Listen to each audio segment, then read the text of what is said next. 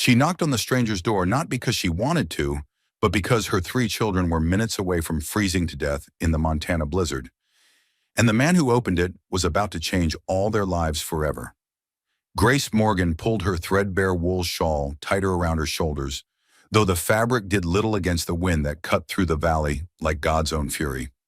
The snow came sideways now, each flake a tiny blade slashing across her face, stealing what little warmth remained in her body. Behind her, 3 small figures trudged through drifts that reached their waists, their breath coming in sharp puffs that froze before hitting the ground. "Mama?" Tommy whispered, his 10-year-old voice barely audible above the howling wind. "I can't feel my feet." Grace turned back to her children, her heart breaking at the sight of them. Tommy trying so hard to be the man of the family since his father had ridden away 3 days ago. 8-year-old Lucy, clinging to her brother's coat sleeve, her lips blue beneath the woolen scarf Grace had wrapped around her face. And little Jamie, just 5 years old, stumbling through the snow with tears frozen on his cheeks. They'd been walking for 6 hours since the wagon wheel had snapped on the trail east of Bitter Creek. 6 hours through country that could kill a grown man in good weather, let alone a woman with 3 children in the worst blizzard Montana territory had seen in a decade. "Just a little farther," Grace lied, because hope was all she had left to give them. She didn't know how much farther they could make it. She wasn't even sure they were still on any kind of trail. The landmarks she'd memorized from Daniel's maps had vanished under the relentless white, leaving them wandering through a world that looked the same in every direction. Daniel. Her husband's name still tasted like betrayal on her tongue. 3 days ago, he'd kissed her goodbye and promised to return from town with supplies before the first snow.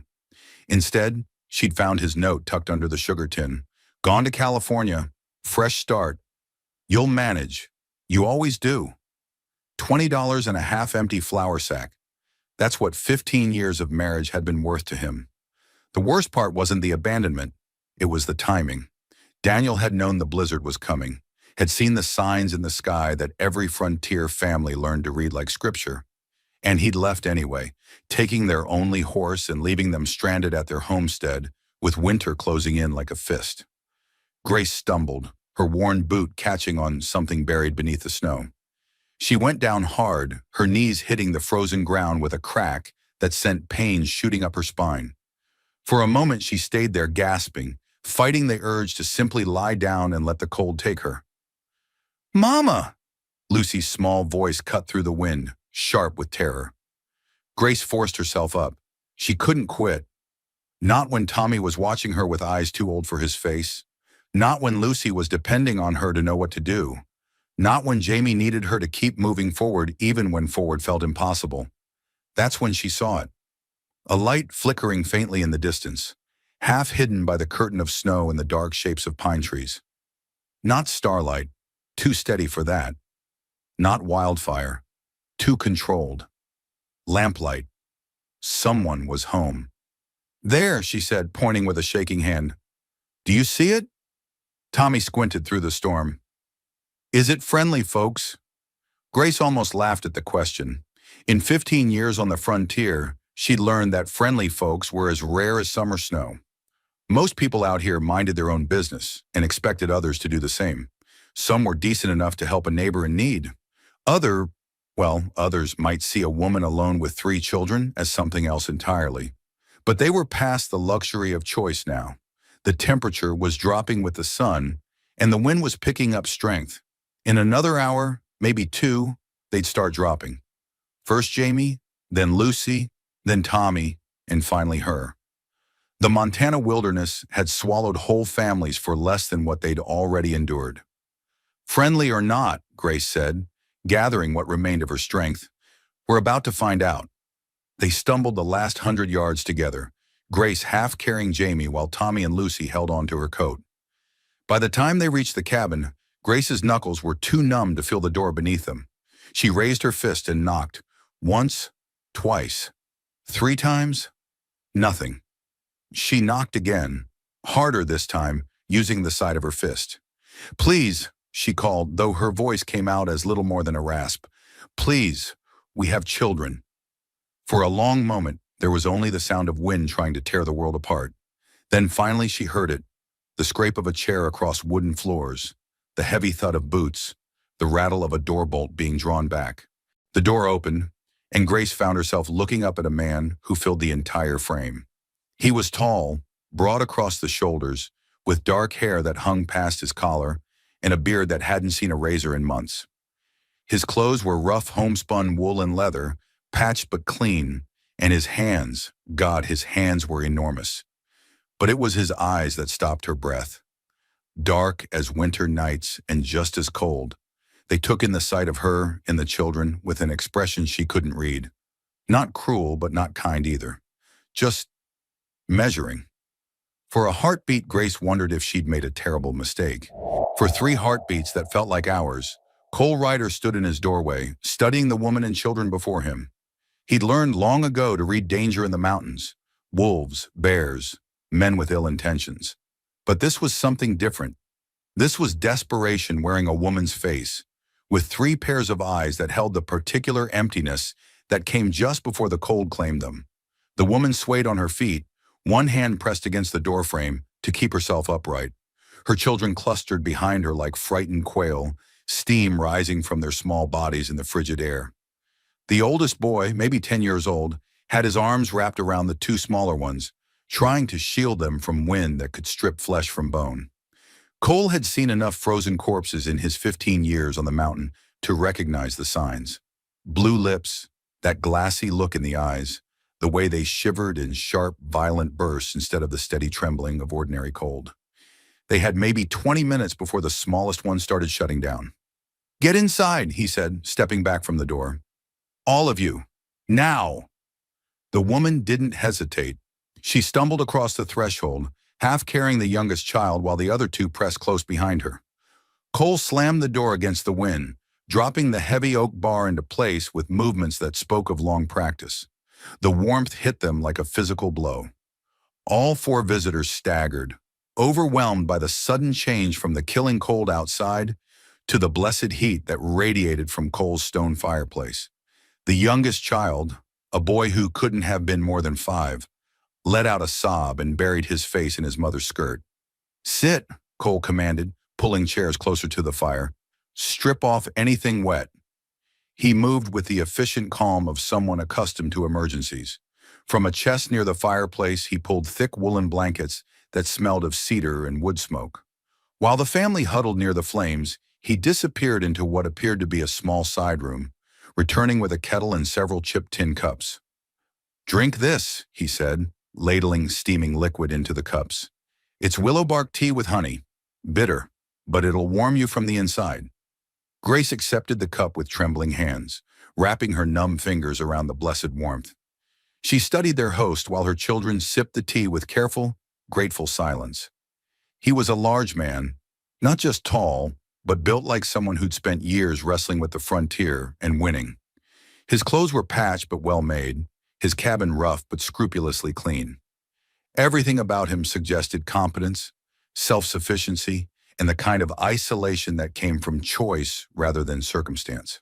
"Thank you," she managed, her voice still raw from the wind. "I'm Grace Morgan. These are my children, Tommy, Lucy, and Jamie." Cole nodded once, a brief acknowledgement that didn't commit him to anything beyond basic hospitality. "Cole Ryder, how far did you walk?" "Since morning. Our wagon broke down east of Bitter Creek." Grace's throat tightened as she spoke. No need to mention Daniel yet, or the note, or the $20 that wouldn't last them through winter, even if they'd had somewhere to spend it. "Bitter Creek's 8 miles from here." Cole's voice carried no judgment, but Grace could see him calculating. 8 miles in this weather with 3 children on foot. It should have been impossible. "We didn't have a choice," Tommy said suddenly, speaking for the first time since they'd entered the cabin. His young voice carried an edge of defiance that made Grace's heart ache. "Mama said we had to keep walking or we'd freeze." Cole looked at the boy, really looked at him, taking in the set of his thin shoulders, the way he positioned himself between his mother and a potential threat. "Smart boy. How old are you?" 10, sir. Almost 11. Old enough to know when to fight and when to follow orders." There was something like approval in Cole's voice. "What about you 2? He addressed Lucy and Jamie gently. "You holding up all right?" Lucy nodded shyly, but Jamie surprised them all by speaking up. Are you a mountain man, mister? Cole's mouth twitched. Not quite a smile, but close. I suppose I am. You know about mountain men. Mama told us stories about trappers and hunters who live in the woods and fight bears with just a knife. Well, I've never fought a bear with just a knife, Cole said seriously. Bears are smarter than that. They don't fight fair. Jamie giggled, the first sound of childhood joy Grace had heard from any of her children in days. The sound seemed to surprise Cole as much as it did her. As the immediate crisis of warming up passed, Grace began to notice details about the cabin that spoke to its owner's character. The tools were well maintained and properly stored. Books lined a shelf near the window. Not many, but more than most frontier homes could boast. The floor was swept clean, and the oil lamps were filled and trimmed. This was the home of a man who took care of what he had. I don't suppose you're heading toward town anytime soon, Grace said carefully. She needed to know where they stood, what she could hope for. Cole poured himself a cup of tea and settled into a chair across from them. Next supply run's not planned until spring. Trail won't be passable for weeks, maybe months, depending on how long this storm lasts. Grace felt her stomach drop. Months? Could be. This is shaping up to be a hard winter. Saw it coming in the animals. They've been preparing for weeks. Smart enough to listen when the mountain talks. Unlike humans, Grace thought bitterly. Unlike her husband, who'd seen the same signs and chosen to run rather than prepare. We can't stay here that long, she said, though even as the words left her mouth, she knew how foolish they sounded. We need to get to Bozeman. I have a sister there. Cole studied her face in the firelight. You planning to walk to Bozeman with 3 children in weather that'll kill a grown man with good gear and 20 years experience? No, Grace trailed off because she didn't have an answer. She'd been so focused on getting them through each hour of the storm that she hadn't thought beyond survival. But now, sitting in the warmth of this stranger's cabin, reality was settling in like a weight on her chest. Where's your husband? Cole asked quietly. The question she'd been dreading. Grace glanced at her children, who were listening with the sharp attention of youngsters who'd learned that adult conversations often determine their fate. Gone, she said simply. Left 3 days ago. Coming back? Grace met his eyes. No. Cole absorbed this information without visible reaction. In frontier communities, people learn not to pry too deeply into others' troubles. Everyone had stories they'd rather not tell. Well, he said after a moment, looks like you're stuck with me until the thaw. We can't impose, Grace began. You're not imposing, you're surviving. There's a difference. Cole stood and moved to a cabinet near the door. This cabin's seen families before. Built it big enough for a reason. He returned with a wooden box, opening it to reveal salted meat, hard biscuits, and a small jar of what looked like preserves. Supper won't be fancy, but it'll be filling. Tomorrow we'll talk about arrangements, where everyone sleeps, how we divide the work, what rules we follow. Rules? Tommy asked. Every household has rules, boy. Especially when it's winter and we're all trapped together until spring. But that's tomorrow's conversation. Cole began slicing the salted meat with practiced efficiency. Tonight we just focus on staying warm and fed. As if summoned by the mention of food, Grace's stomach growled audibly. She couldn't remember the last time she'd eaten. Yesterday morning maybe, before they'd started the journey that was supposed to end with family in Helena, but had instead led them here. Can I help? She asked, starting to rise. Sit, Cole said firmly. You've done enough for one day. Tomorrow you can start earning your keep, but tonight your guess. Grace wanted to argue. She'd been taking care of herself and her children since she was 14 years old, and accepting charity had never come easily. But exhaustion was pulling at her like an undertow, and Jamie was already falling asleep, curled against her side. Thank you, she said quietly, for the shelter, the warmth, the food. I know you don't owe us anything. Cole paused in his food preparation, his knife still for a moment. Mountain's got its own rules about hospitality, he said without looking at her. You don't turn away people who'll die without help. Simple as that. Even strangers? Especially strangers. Neighbors look out for each other because they know each other. Strangers, Well, strangers are just neighbors you haven't met yet. As Cole continued preparing their meal, Grace found herself studying him more carefully. He moved with the confidence of someone completely at home in his environment, but there was something else there too. A carefulness in how he spoke to the children, a gentleness in how he'd wrap the blankets around them. This wasn't a man who was used to having people in his space, but he was adapting to it with surprising grace. Outside, the wind continued to howl against the cabin walls, rattling the shutters and seeking every crack and crevice. But inside, with the fire crackling and the promise of food warming Grace's empty stomach, she allowed herself to hope that they might actually survive this. She just had to figure out what came next, and whether the man who'd saved them would still want them around when the immediate crisis had passed and they became a burden rather than refugees. Tomorrow would bring those conversations. Tonight, she would simply be grateful that her children were warm, fed, and safe. For the first time in 3 days, that felt like enough. The first night in Cole Ryder's cabin passed in fitful sleep and whispered fears. Grace had positioned herself between her children and the door. Old habits died hard, even in sanctuary. She dozed in brief intervals, jerking awake each time the wind rattled the shutters or a log settled in the fireplace. Across the room, Cole slept in a chair by the fire, his rifle resting against his knee. Even in sleep, he maintained the alertness of a man who'd survived 15 winters alone on the mountain. Tommy was the first to wake as pale morning light filtered through the cabin's single window. He sat up slowly, careful not to disturb Lucy and Jamie, who were curled together beneath one of Cole's heavy woolen blankets. "Morning," Cole said quietly, already feeding fresh logs to the fire. "Sleep at all?" Tommy straightened his shoulders. That automatic response Grace recognized, her eldest trying to be the man of the family. "Yes, sir. Thank you for the blanket." "Storm's still howling," Cole observed, jerking his chin toward the window where snow continued to swirl in thick curtains. "Looks like we're all staying put for another day at least." Grace stirred at the sound of voices. "Is everyone all right?" "We're fine, Mama," Tommy assured her, though his voice carried that careful tone he'd adopted since Daniel left.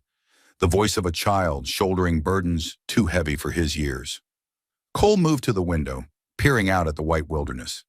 "Haven't seen a storm this fierce since '73. That one lasted 11 days.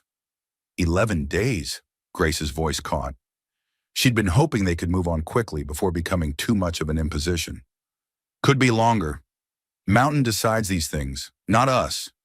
Cole turned back to them. "Point is, we'd better figure out how to live together for a while." Jamie woke up then, blinking owlish eyes. "Mama? Where are we?"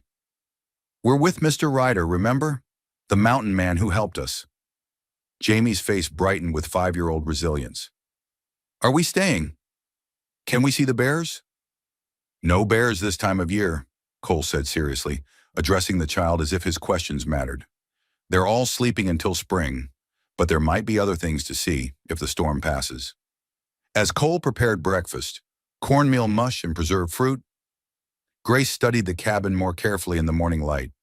It was larger than she'd initially realized, with a sleeping loft accessible by ladder. The main room felt spacious rather than cramped, designed by someone who understood the importance of not feeling trapped during long winters. "This is a beautiful home," she said. "Did you build it yourself?" Cole nodded, stirring the cornmeal. "Took 2 summers. Had help with the roof, but most of it's my work." "You've lived here long?" 15 years this spring. Came up after I decided I needed space between me and civilization." Grace heard the weight behind those words, the suggestion of a story he wasn't ready to tell. Everyone who ended up on the frontier had reasons for leaving what they'd known behind. "Don't you get lonely?" Tommy asked with a child's directness. The question seemed to catch Cole off guard. He was quiet for a long moment. "Sometimes," he admitted finally, "but lonely's better than being around the wrong people."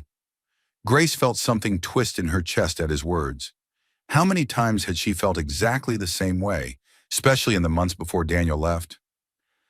"Mama says being alone is different from being lonely," Lucy offered quietly. "She says alone can be peaceful, but lonely hurts." Cole's hands stilled.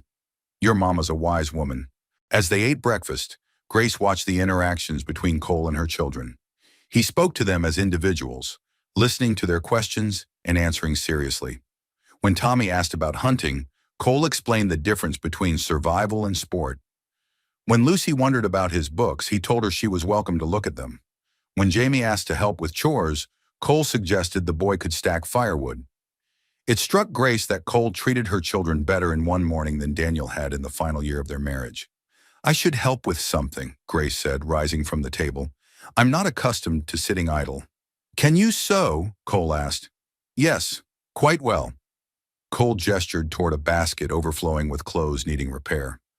"Winter's hard on fabric. Been putting off mending since fall."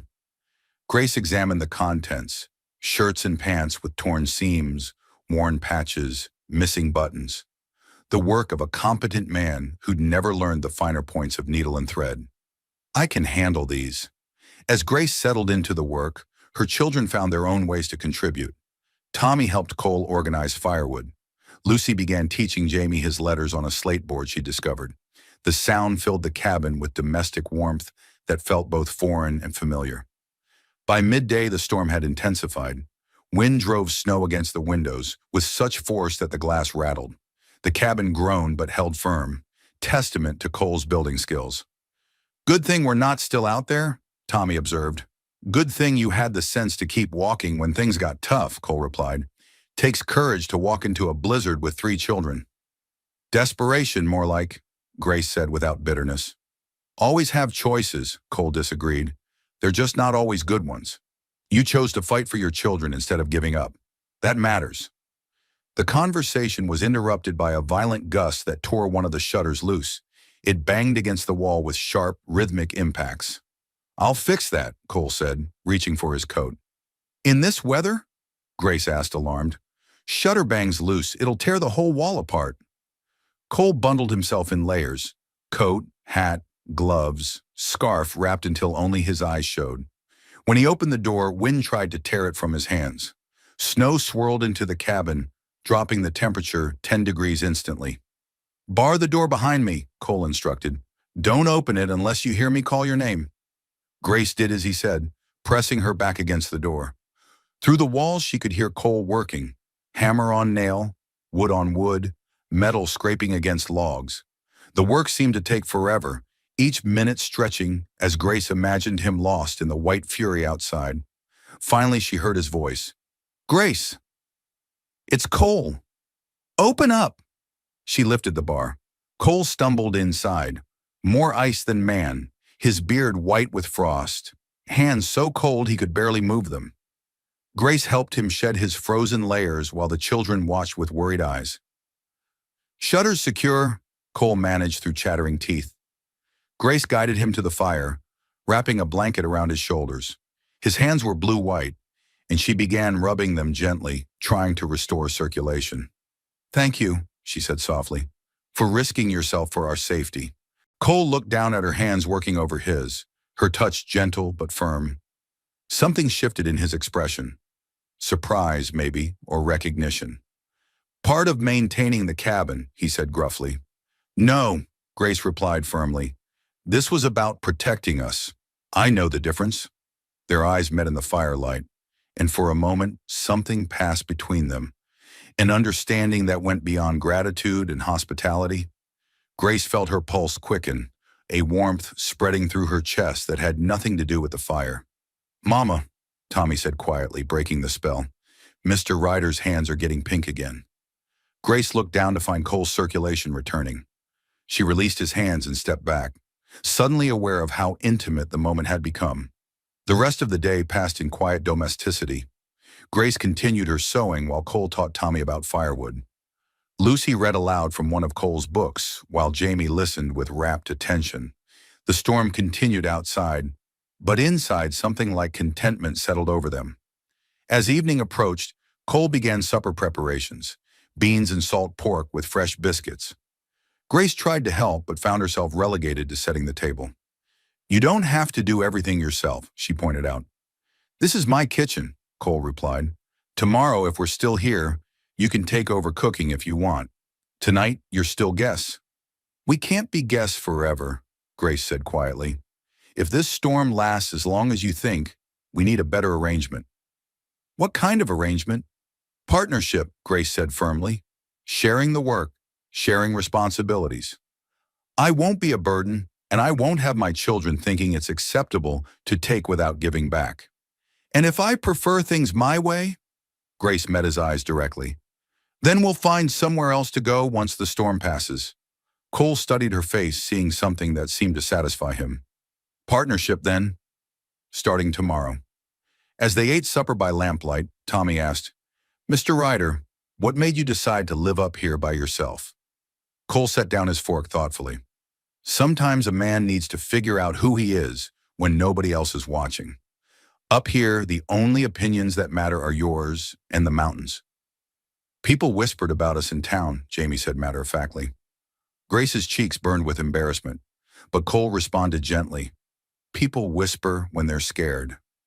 Your papa leaving scared other folks because it made them think about what they'd do if their own families fell apart. Easier to whisper than admit they might not handle things as well as your mama did. Grace stared at him, stunned by his insight. In a few sentences, he'd articulated something she'd struggled to understand for months. Mama's stronger than most folks, Tommy said proudly. Takes a special kind of courage to hold a family together when everything's falling apart. Cole agreed, looking directly at Grace. Grace felt tears prick her eyes, not of sadness, but relief. To have her strength recognized rather than dismissed meant more than she could say. As the evening wound down, Grace tucked her children into their makeshift beds near the hearth. Lucy fell asleep clutching one of Cole's books. Jamie curled up with a wooden horse Cole had carved during the afternoon. Mama, Tommy whispered, do you think we'll stay here? I don't know, sweetheart. That depends on a lot of things. I like it here. Mr. Ryder doesn't treat us like we're broken. Grace kissed her son's forehead and settled into her own blankets. Outside, the storm continued, but inside something was building. Fragile still, but real. A sense of possibility that felt both thrilling and terrifying. Across the cabin, Cole stared into the dying fire and wondered what he was getting himself into. 15 years of solitude, and now his cabin was full of family sounds, complications, expectations. He should have been planning how to get them safely to town once the storm passed. Instead, he found himself hoping the storm would last a little longer. Just long enough to figure out whether the feelings stirring in his chest were worth the risk of changing everything. The fire settled with a shower of sparks, and Cole finally allowed himself to sleep, listening to the gentle breathing of the family that had somehow made his cabin feel like home. A week into their partnership, Grace woke to silence. Not the comfortable quiet of family sleeping, but the ominous absence of wind. The storm that had raged for nearly a week had finally exhausted itself, leaving behind a world transformed by snow and ice. Cole was already at the window, studying the crystalline landscape that stretched endlessly toward distant peaks. It's over, he said without turning around. Trails should be passable in a day or two, once the drifts settle. Grace felt an unexpected pang at his words. She should have been relieved. The storm's end meant they were no longer trapped, no longer entirely dependent on Cole's hospitality. Instead, she felt something like loss, as if the approaching possibility of leaving had stolen something precious from the warm cocoon they'd built inside these log walls. That's good news, she said, though her voice lacked conviction. Cole turned to look at her, his dark eyes unreadable. Is it? Before Grace could answer, Tommy bounded down from the loft where he'd been sleeping since the second night. Mr. Ryder, can we go outside today? I want to see how deep the snow is. After breakfast, Cole promised. But you'll need to stay close to the cabin. Snow's deceptive. Looks solid, but there could be hidden drops underneath. As they prepared for their first venture outside since the storm began, Grace found herself watching Cole with new attention. Over the past 5 days, she'd seen him transform from a wary stranger into something approaching family. He'd taught Tommy how to carve, shown Lucy basic reading in his collection of books, and patiently answered Jamie's endless questions about mountain life. More than that, he'd included Grace in decisions about daily routines, asked her opinions on everything from meal planning to cabin maintenance, treated her as an equal partner rather than a grateful dependent. The outside world was a wonderland of white silence. Snow had drifted against the cabin's north wall to nearly window height, while the south side remained relatively clear thanks to the overhanging roof. The children tumbled into the snow with delighted shrieks, their voices the first sounds to break the mountain's peace in days. "It's beautiful," Grace breathed, standing beside Cole on the cleared porch. "Beautiful and deadly," Cole agreed. "Couple more days of this weather, and we might have been in real trouble with supplies." Grace was about to respond when she caught sight of movement on the distant trail, a dark speck against the white that gradually resolved into a man on horseback, leading a pack animal behind him. Her breath caught in her throat as recognition dawned. "Cole," she whispered, her voice tight with sudden fear. He followed her gaze and immediately stepped closer, his hand moving instinctively to the rifle leaning against the cabin wall. "You know him? It's Daniel." The name felt like poison on her tongue. "My husband." Cole's jaw tightened, but his voice remained calm. "Children, inside, now." "But Mr. Ryder," Tommy began. "Now," Cole repeated, his tone brooking no argument. "Grace, get them inside and keep them there until I say otherwise." Grace herded her children into the cabin, her heart pounding with a mixture of fear and rage. Through the window, she watched Daniel ride into the yard with the casual confidence of a man who expected to be welcomed.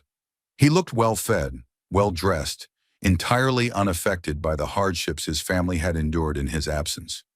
Cole stood on the porch, rifle held casually but visibly, as Daniel dismounted and approached.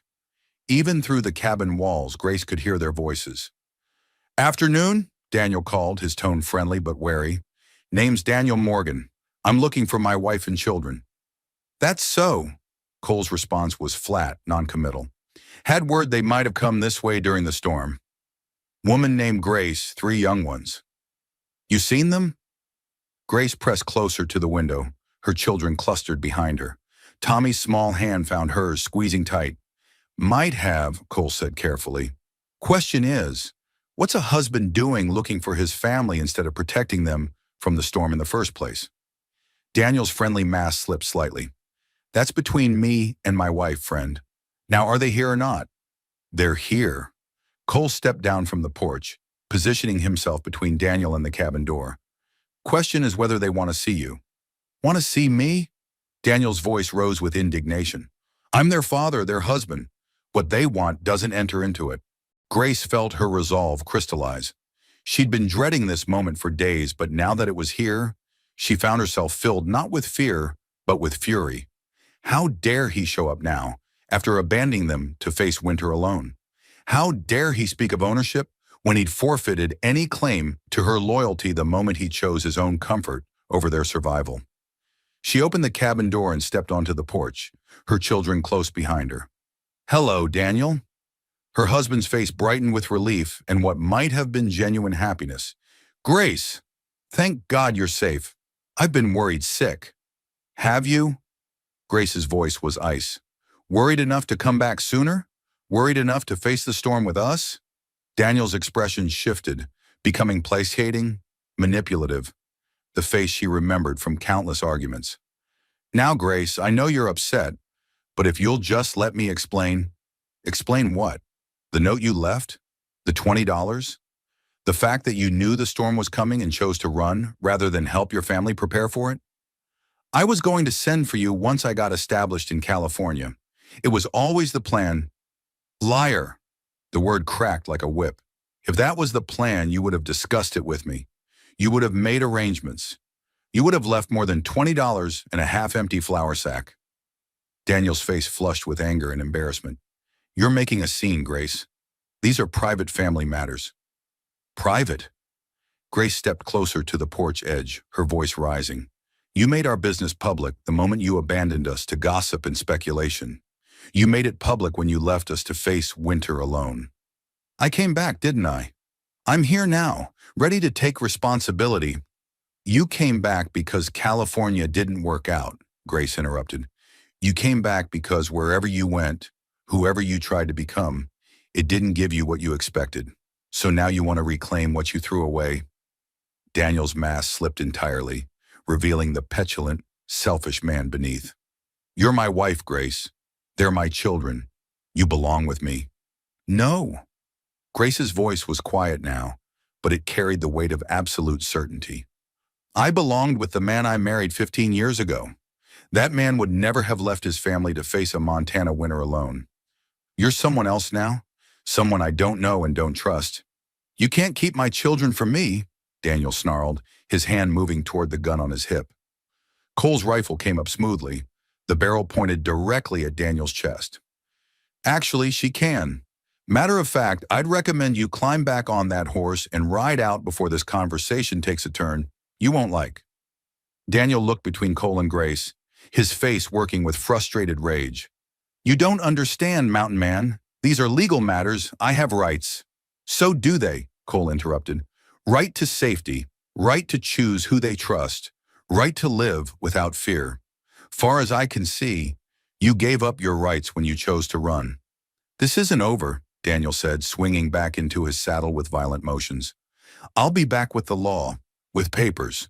We'll see what a judge thinks about a wife who runs off with another man while her husband's trying to make a better life for his family. Grace felt her stomach drop.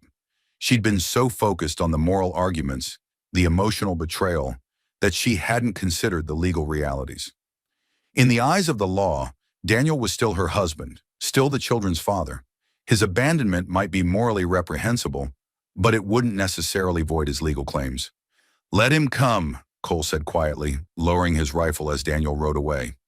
When he does, he'll find out what the community thinks of men who abandon their families. Grace turned to look at him, surprised by the confidence in his voice. What do you mean? I mean, you're not as alone as you think, Grace. People around here have their own ideas about right and wrong, and they don't always match up with what's written in law books. Inside the cabin, Grace sank into a chair while her children clustered around her. Tommy's face was pale but determined. Lucy looked frightened but resolute, and Jamie seemed confused by the adult tensions swirling around him. Is Papa taking us away? Jamie asked in a small voice. Not if I can help it, Grace said firmly, pulling him onto her lap. But we need to be prepared for him to try. I don't want to go with him, Lucy said quietly. I want to stay here with Mr. Ryder. Me too, Tommy added. Papa left us. Mr. Ryder saved us. Grace felt tears prick her eyes at her children's simple, clear assessment of the situation. In their minds, the choice was obvious. Stay with the man who'd protected them, fed them, treated them with kindness and respect, or go with the one who'd abandoned them when they needed him most. If only the law saw things as clearly as children did. Cole knelt beside her chair, his large hand gentle on her shoulder. We'll figure this out, Grace. Whatever comes next, you don't have to face it alone. Grace looked into his eyes and saw something that made her breath catch. Not just determination to protect them, but something deeper, more personal. When had this become about more than simple hospitality? When had Cole Ryder decided that her battles were his battles, her future his concern? Why, she whispered, why are you willing to fight for us? Cole was quiet for a long moment, his hand still warm on her shoulder. Because in 5 days you and these children have made this place feel more like home than it has in 15 years, he said simply. Because I'd rather fight alongside you than go back to being alone. Outside, snow began to fall again. Not the violent blizzard that had trapped them together, but gentle flakes that caught the afternoon light like tiny diamonds. Grace watched through the window and realized that Daniel's return had changed everything and nothing. The storm that had brought them here was over, but another kind of weather was moving in. The question was whether they'd be strong enough to weather it together. What do we do now? Tommy asked. Grace looked around at the 3 small faces, depending on her, for answers. At the man who'd somehow become essential to their survival. At the cabin that had sheltered them through the worst storm in a decade. Now we prepare, she said quietly, and we hope that when the real test comes, we're ready for it. Because one thing was certain, Daniel would be back, and next time, he wouldn't be alone. 3 days after Daniel's visit, Cole returned from his supply run to Pine Ridge with news that made Grace's blood run cold.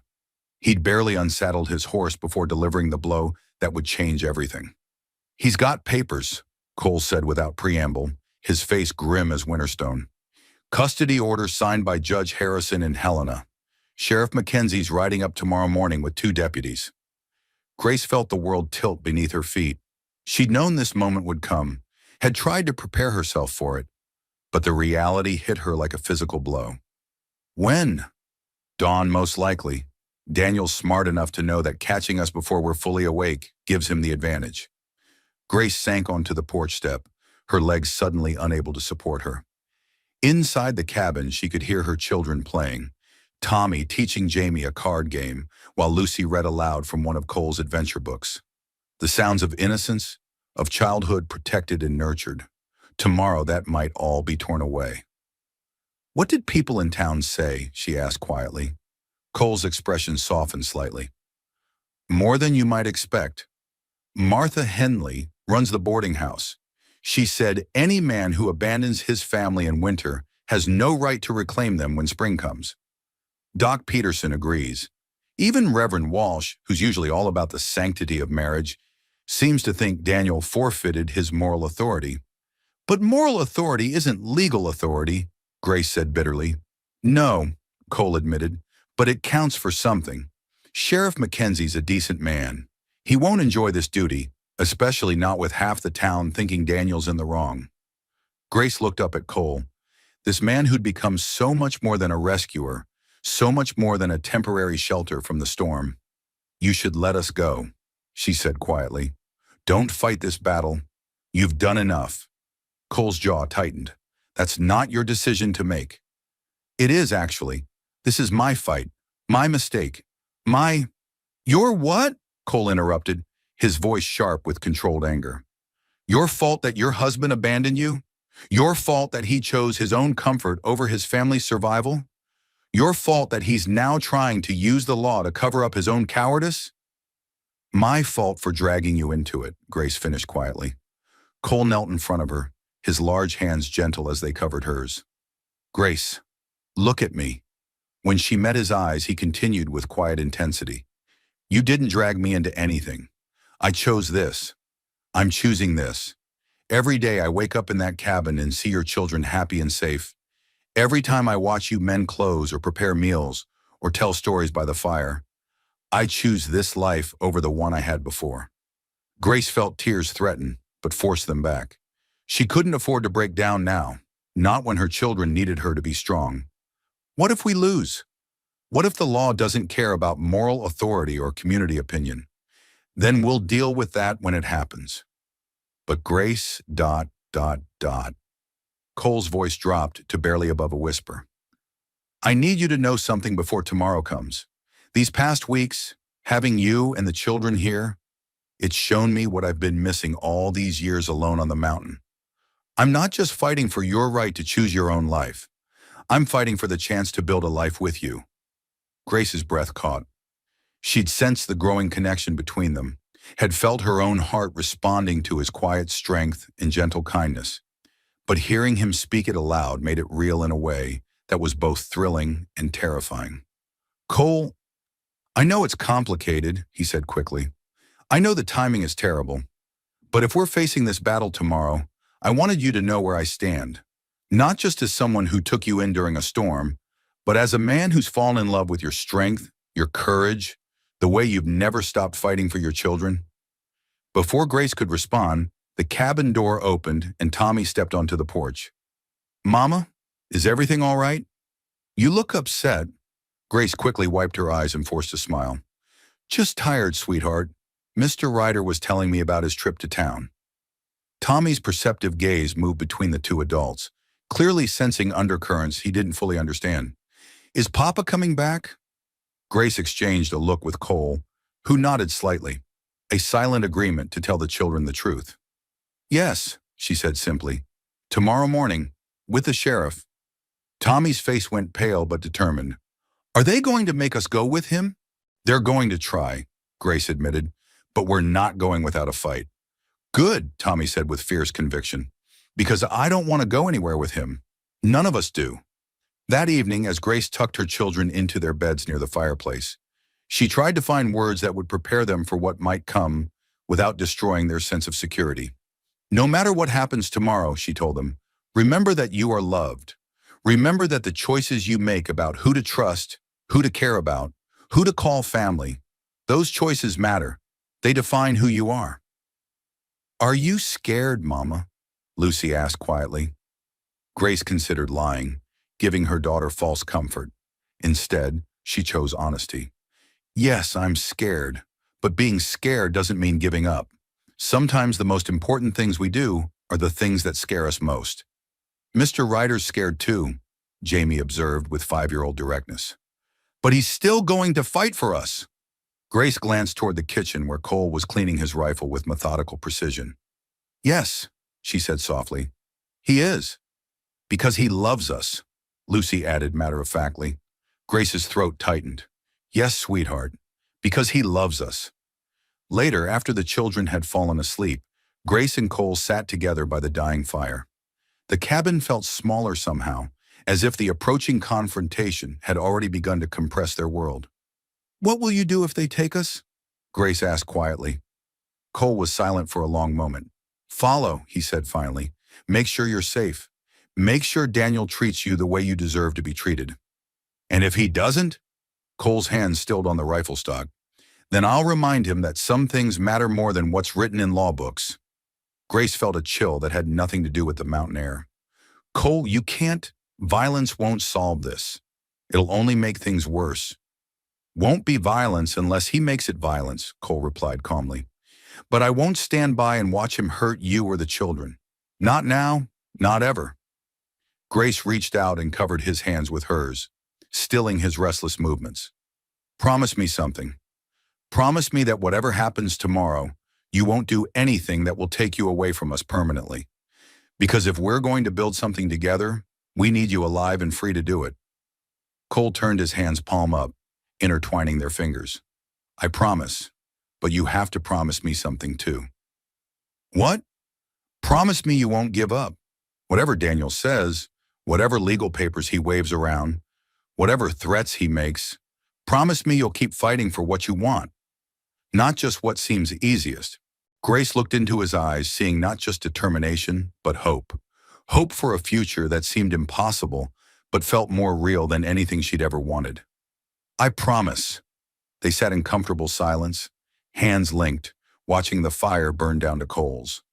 Outside, the mountain held its breath, waiting for dawn and the reckoning it would bring. Grace found herself thinking about the woman she'd been just 3 weeks ago. Desperate, abandoned, walking through a blizzard with no clear destination and no real plan beyond keeping her children alive. That woman had been focused purely on survival, on making it through each day without breaking. The woman she was now wanted more than survival. She wanted love, partnership, a home built on choice rather than obligation. She wanted her children to grow up seeing what healthy relationships look like, what it meant when two people chose each other every day, rather than simply enduring each other. She wanted Cole Ryder's quiet strength, his gentle hands, his way of listening to her children as if their thoughts mattered. She wanted mornings filled with the sound of his axe splitting wood and evenings spent by the fire sharing stories and dreams. Most of all, she wanted the right to choose her own life, to decide for herself what happiness looked like and who deserved a place in it. Tomorrow, Daniel would come with his papers and his legal claims and his assumption that ownership trumped love. He would expect her to submit, to fall back into the role of dutiful wife, despite his abandonment, despite his cruelty, despite everything he'd put them through. He was going to be disappointed. Grace squeezed Cole's hands once more, then rose and moved to the window. Outside, stars glittered like ice crystals against the velvet sky, cold and distant and beautiful. Somewhere in that darkness, Daniel was probably planning his triumphant return, rehearsing the words he'd use to reclaim what he thought belonged to him. Let him come. Let him bring his sheriff and his papers and his legal righteousness.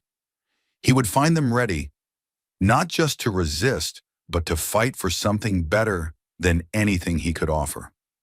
The mountain had taught her many things during these weeks of shelter and healing. But perhaps the most important lesson was this.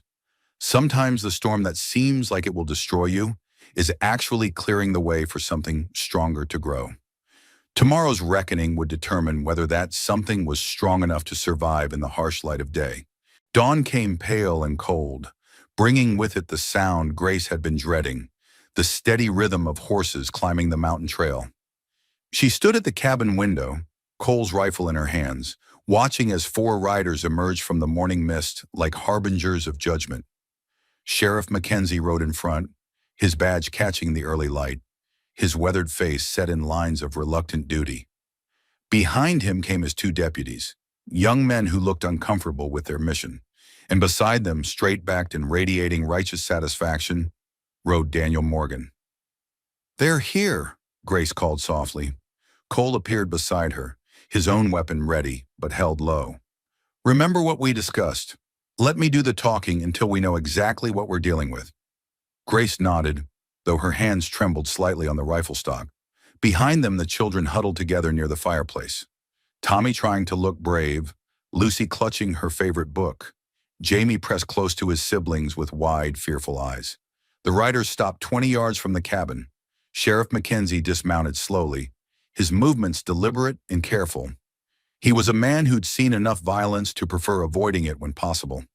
"Morning, Rider," he called, his voice carrying easily in the thin mountain air. "Got some business to attend to.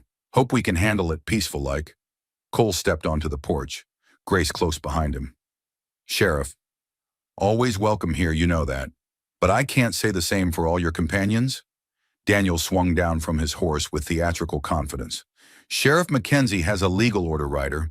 You're harboring my wife and children against their will." "Against their will?" Grace stepped forward, her voice cutting through the cold air like a blade. "The only thing done against our will was being abandoned in the middle of winter with $20 and a broken wagon." Sheriff Mackenzie held up a weathered hand. "Mrs. Morgan, I understand your feelings, but I've got papers here signed by Judge Harrison. Court says the children belong with their father." "Even when their father left them to die?" Cole asked quietly. "That's not how the law sees it," Mackenzie replied, though his tone suggested he wasn't entirely comfortable with the law's position. "Far as the court's concerned, Mr. Morgan here was establishing residence in California to provide better opportunities for his family." Daniel stepped forward, puffing with self-importance. "That's exactly right. I was working to build a better life for all of us. Grace was supposed to wait for word from me, not run off with the first man who—" "Careful," Cole interrupted, his voice carrying a warning that made both deputies shift nervously in their saddles. "Real careful how you finish that sentence." Sheriff Mackenzie stepped between them. "Let's keep this civil, gentlemen. Mrs. Morgan, I need you to gather your children and your things. Court order says they're to be remanded to their father's custody immediately." "No." Grace's voice was steady, absolute. "I won't do it." "Ma'am, you don't have a choice in the matter." "Everyone has a choice, Sheriff." The new voice came from the trail below, where a line of riders was emerging from the forest. Grace's heart leaped as she recognized them. Neighbors from Pine Ridge, people she'd met during Cole's supply runs, faces that had shown kindness when kindness was rare. Martha Henley rode at the front, her spine straight as a fence post despite her 60-odd years. Behind her came Doc Peterson, Reverend Walsh, the blacksmith Tom Crawford, and a dozen others. They formed a quiet semicircle around the law enforcement party, saying nothing but making their presence felt. "Morning, Sheriff," Martha called pleasantly. "Lovely day for a ride, isn't it?" Mackenzie's jaw tightened. He was experienced enough to recognize the signs of a community taking sides.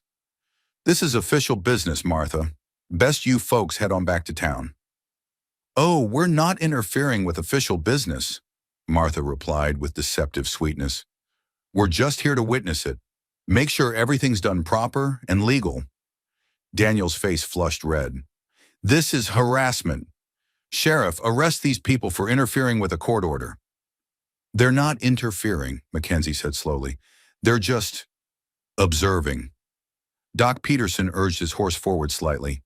"Sheriff, I've been thinking about this situation, and I've got some concerns from a medical standpoint." "What kind of concerns?" "Well, these children survived a terrible ordeal, abandoned in winter, nearly froze to death walking through a blizzard.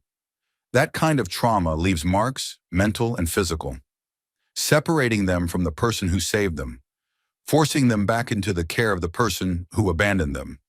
Doc shook his head gravely. "Could do serious damage to their health and well-being." "That's not a legal argument," Daniel snapped.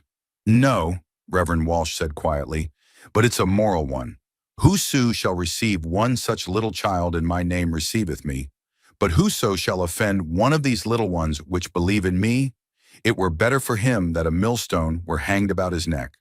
Are you calling me an offense to children? Daniel demanded. I'm saying that abandoning your family in winter speaks to your character, Mr. Morgan. And character matters when we're talking about children's welfare. Sheriff Mackenzie looked around at the faces surrounding him. Not hostile, not threatening, but united in their disapproval of his mission. These were the people who elected him, the community he served. Their opinion carried weight that went beyond legal technicalities. Mrs. Morgan, he said finally, the children. I need to hear from them directly. What do they want? Grace looked back toward the cabin where her 3 children stood in the doorway, holding hands, supporting each other. Tell the sheriff what you want, children. Tell him the truth. Tommy stepped forward, his young voice clear and strong. We want to stay with Mama and Mr. Ryder. Papa left us. He didn't care if we lived or died. Mr. Ryder saved us. He takes care of us, Lucy added quietly. He listens to us. He's kind. Papa was mean, Jamie said with 5-year-old honesty. He yelled at Mama and made her cry. Mr. Ryder makes her smile. Daniel's face contorted with rage and embarrassment. They're children. They don't understand the complexities of adult decisions. I have legal rights. You had responsibilities too, Martha Henley said sharply. Responsibilities you walked away from when the going got tough. The law, Daniel began. The law, Doc Peterson interrupted, recognizes extenuating circumstances. Abandonment is grounds for voiding custody rights in most territories. Sheriff Mackenzie rubbed his jaw thoughtfully. Grace could see the conflict in his eyes. Duty to the letter of the law warring with his sense of justice and community pressure. Mr. Morgan, he said finally, I think we need to have a private conversation. He drew Daniel aside, speaking in low, urgent tones. Grace couldn't hear the words, but she could see Daniel's face growing redder, his gestures more agitated. Finally, he jerked away from the sheriff and stalked back toward his horse. This isn't over, he snarled at Grace. I'll appeal this. I'll go to the territorial governor if I have to. They're my children, and I'll have them back. Maybe, Cole said quietly, stepping down from the porch. But not today, and maybe not ever, if you keep proving that you care more about ownership than about their happiness. Daniel mounted his horse with violent jerks, his face twisted with frustrated rage. You think you've won something here, Mountain Man? You think playing house with my wife makes you their father? We'll see what higher courts think about that. He wheeled his horse around and galloped down the trail, leaving Sheriff Mackenzie and his deputies looking uncomfortable and uncertain. Sheriff, Grace said quietly, what did you tell him? Mackenzie sighed heavily. Told him that enforcing court orders gets a lot harder when the whole community's watching and the children are old enough to express their own wishes. Told him he might want to consider whether dragging this through higher courts is worth the cost, financial and otherwise. And he'll probably try anyway, but that'll take time, and a lot can happen while lawyers are arguing. Mackenzie looked directly at Grace. Of course, if certain legal situations were to change in the meantime, if, say, you were to become Mrs. Ryder instead of Mrs. Morgan, well, that might complicate his custody claims considerably. Grace felt heat rise in her cheeks, but Cole stepped beside her, his large hand finding hers. Sheriff's got a point, Cole said quietly. Question is whether that's something you'd want. Grace looked around at the faces surrounding her, neighbors who'd ridden up a mountain to stand witness for justice, children who'd made their loyalty clear, a man who'd risked everything to protect them. 3 weeks ago, she'd been walking through a blizzard with no destination and no hope. Now she stood at the center of a community, part of something larger than survival. Yes, she said simply, it's something I'd want very much. Cole's smile was like sunrise after the longest night. Martha, he called to the older woman, you know anyone who performs wedding ceremonies? Reverend Walsh urged his horse forward with a grin. I believe I'm qualified for that particular duty. As the community began to buzz with excitement, as plans were made and congratulations offered, Grace found herself looking down the trail where Daniel had disappeared. He would be back, she was certain of that. But when he returned, he would find not a vulnerable woman and her children, but a family protected by law, by love, and by a community that had chosen to stand with them. The reckoning had come, and they had not just survived it, they had triumphed. The real test, Grace knew, was just beginning. But as she stood surrounded by people who had chosen to fight for her right to choose her own happiness, she felt ready for whatever came next. They were home. They were family. And no legal paper in the world could change that. 3 weeks after Sheriff Mackenzie's visit, Grace woke to the sound of her children's laughter echoing from the cabin's main room. The sound had become as natural as breathing.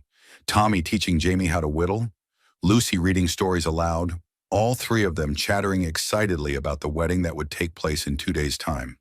Cole had ridden to Pine Ridge the day before to finalize arrangements with Reverend Walsh, and the entire community was buzzing with excitement about what many were calling the wedding of the decade.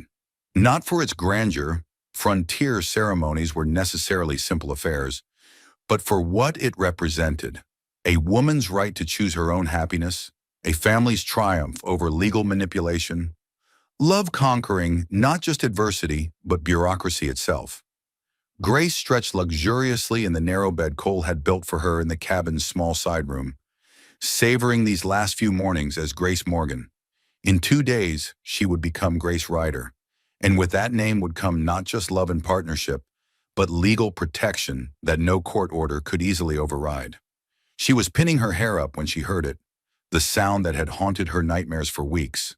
Hoofbeats on the mountain trail, approaching fast and hard. But this time, there was only one rider. Grace moved to the window and felt her blood turn to ice. Daniel sat his horse at the edge of the clearing, but he was not the defeated man who'd ridden away 3 weeks ago. This Daniel radiated dangerous confidence, his hand resting casually on the gun at his hip, his smile cold and predatory. "Grace," he called, his voice carrying easily across the morning air. "Come out here. We need to talk." Cole appeared from the barn, rifle in hand but held low. "You're trespassing, Morgan. Sheriff made that clear last time." "Sheriff's not here now," Daniel replied pleasantly, "and I've got news that changes everything." Grace stepped out onto the porch, her children clustering behind her. Something in Daniel's manner set every instinct screaming with alarm. This wasn't the frustrated, blustering man who'd been turned away by community pressure. This was something colder, more calculated. "What new?" she asked, though she dreaded the answer. Daniel's smile widened. "Judge Harrison's been removed from the bench. Corruption charges. Seems he was taking bribes to influence custody decisions. All his rulings are being reviewed, including the one that gave me custody of my children." Grace felt the world tilt beneath her feet. "What does that mean?" "It means," Daniel said with obvious satisfaction, "that the legal limbo you've been hiding in is over. New judge, fresh hearing, proper legal representation. And I've been assured that Judge Crawford takes a very dim view of women who abandon their husbands to live in sin with other men." "We're getting married in 2 days," Grace said desperately. "Are you? Because I've also been assured that any marriage performed while custody issues are pending could be viewed as an attempt to circumvent the legal process. Might be grounds for annulment." Cole stepped forward, his voice deadly quiet. "You threatening my family, Morgan?" "Not threatening," Daniel replied smoothly. "Just explaining legal realities. Grace, you've had your fun playing house with your mountain man. Time to come home and face your responsibilities." "My responsibilities," Grace's voice shook with rage. "You abandoned us in winter. You left your children to face starvation and freezing. What responsibilities do I owe to a man who put his own comfort above his family's survival?" "Legal responsibilities," Daniel snapped, his mask slipping. "You're still my wife, they're still my children, and the law still recognizes my rights as head of this family." "The law," said a new voice from the trail, "recognizes many things." Grace's heart leaped as she saw Martha Henley riding into the clearing, followed by Doc Peterson, Reverend Walsh, and a dozen other neighbors. But they weren't alone. Behind them rode a man Grace didn't recognize. Tall, distinguished, wearing the badge of a territorial marshal. "Marshal Kane," the stranger said, dismounting with practiced ease. "I understand there's some confusion about legal proceedings here." Daniel's confidence faltered slightly. "Marshal, this is a private family matter. Nothing private about threatening women and children." Kane interrupted mildly. Mrs. Henley here sent word about some irregularities in recent custody decisions. Seems Judge Harrison wasn't the only corrupt official in this territory. What kind of irregularities? Grace asked, hope beginning to bloom in her chest. Well, Kane said, pulling a sheaf of papers from his saddlebag, seems Mr. Morgan here has been making some interesting claims about his financial situation. Told Judge Crawford he was destitute, needed his wife's domestic skills to survive, but he's also been telling businesses in California that he's got substantial assets back in Montana, including a thriving homestead worked by his wife and children. Daniel's face went pale. That's not... I never said... Got witnesses, Mr. Morgan. Signed statements. Seems you've been playing both ends against the middle, claiming poverty when it suits you and prosperity when it doesn't. Kane's smile was sharp as winter wind. Federal marshals take a dim view of that kind of fraud. You can't prove anything, Daniel blustered, but his hand had moved away from his gun, and his voice lacked conviction. Can I? You see, I've been investigating Judge Harrison's corruption for months. Amazing what you find when you dig into financial records. Payments made, favors exchanged, custody decisions bought and paid for. Kane stepped closer to Daniel, his badge catching the morning light. Including the one that supposedly gave you custody of children you abandoned. Grace felt tears prick her eyes, not of sadness, but of overwhelming relief. What does this mean? Means Judge Harrison's custody order is null and void. Means any new proceedings will be handled by federal court, not territorial, and federal judges tend to look more favorably on women who've proven they can protect and provide for their children. Kane looked directly at Grace. Means you're free to make your own choices about your future, Mrs. Morgan. Daniel's face twisted with frustrated rage. This isn't over, he snarled. I'll appeal. I'll find another way. No, Kane said quietly. You won't, because you're under arrest for fraud, perjury, and conspiracy to corrupt legal proceedings. He gestured to two other marshals who'd appeared from the tree line. Mr. Morgan, you're coming with us. As the marshals led Daniel away in shackles, Grace felt something she hadn't experienced in years. True freedom.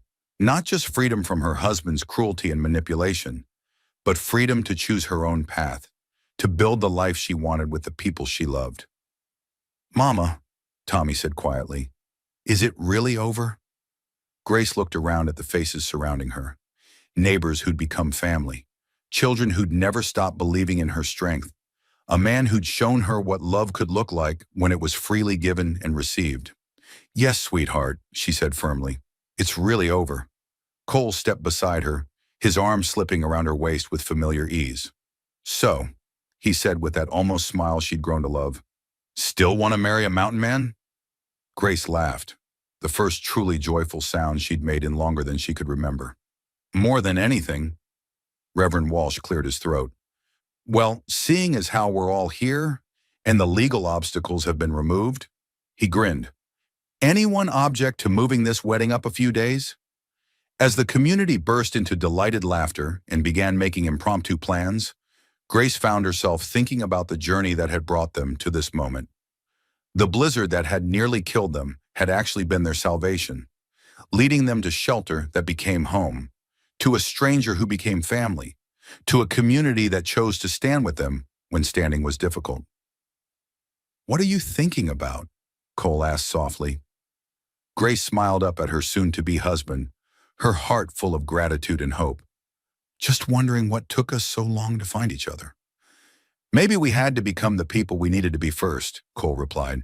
Maybe the storm was just the mountain's way of bringing us together when we were ready.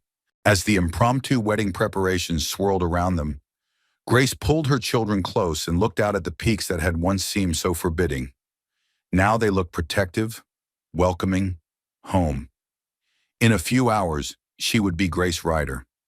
She would have a husband who saw her strength rather than her weakness, children who knew they were loved unconditionally, and a community that had proven they would fight for justice when justice mattered. She had everything she'd never dared to dream she could have. The storm that had nearly destroyed them had instead cleared the way for something beautiful to grow. And what had grown was strong enough to weather any future storms that might come. They were home, they were family, and nothing, not law, not custom, not the cruel indifference of men who measured worth in ownership rather than love, could change that. The choice had been made, and it was theirs. 1 year later, Grace Ryder stood on the porch of their expanded cabin, watching her husband teach their son, all three of them were his sons now, legally and lovingly, how to split wood in the golden light of autumn. Tommy, now 11 and growing tall, swung the axe with increasing confidence while Cole guided his movements with patient hands.